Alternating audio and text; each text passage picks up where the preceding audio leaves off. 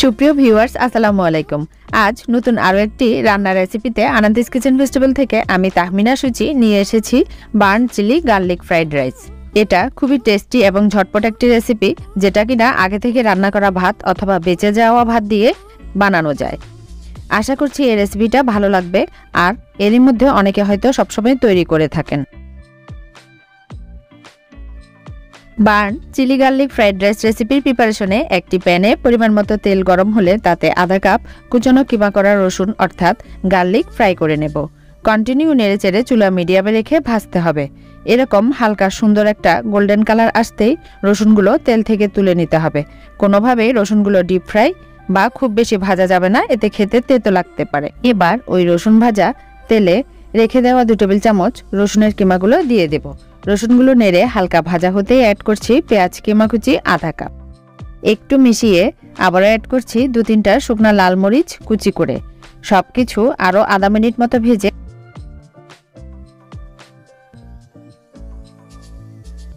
একটু মিশিয়ে দিচ্ছি ছোট করে কাটা গাজর কুচি আধা কাপ।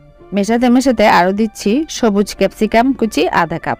আমি আমার পছন্দ মতো হাতের কাছে থাকা সবজি নিয়েছি, আপনারা পছন্দ মতো যে কোনো সবজি নিতে পারেন। চুলা হাই হিটে রেখে সবকিছু মেলাতে মেলাতে দিচ্ছি ধনেপাতার নরম ডাঁটা, এতে ফ্লেভারটা ভালো লাগে। এবারে দিচ্ছি স্বাদমতো লবণ। মেলাতে মেলাতে এভাবে সবজিগুলো একপাশে রেখে 2টো ডিম ভেজে স্ক্রাম্বল করে নেব।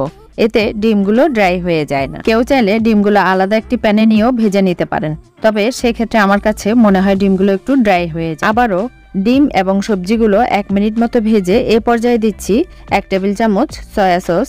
একটু মিলিয়ে আরও দিচ্ছি 1 টেবিল চামচ পরিমাণ ভিনেগার, আরও দিচ্ছি 2 টেবিল চামচ পরিমাণ টমেটো সস। এখানে দেওয়া সব উপকরণই কিন্তু কম বেশি আমাদের সকলের হাতের কাছেই থাকে।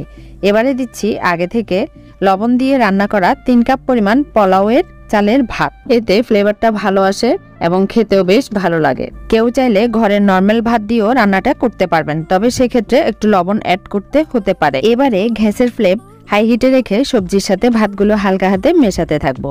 মেশানোর এ পর্যায়ে দিচ্ছি সাদা গোলমরিচ গুঁড়া আধা চা চামচ। কেউ চাইলে কালো গোলমরিচের গুঁড়াটাও দিতে পারেন। আরও যাচ্ছে আধা চা চামচ পরিমাণ চিনি, এতে ফ্রাইড রাইসের টেস্টটা বেশ ভালো হয়। এই তো মোটামুটি আমার ফ্রাইড রাইস রেডি।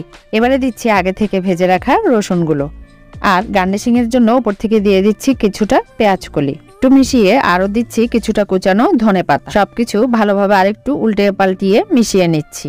কেউ চাইলে টসও করে নিতে পারেন। এরকম আরো সহজ রেসিপি পেতে আমার চ্যানেলটি সাবস্ক্রাইব করে নিতে পারেন। আর যারা এর মধ্যে অলরেডি কাজটি করেছেন তাদেরকে অসংখ্য ধন্যবাদ। আর এরই মধ্যে রেডি আমাদের burn chilli garlic fried rice.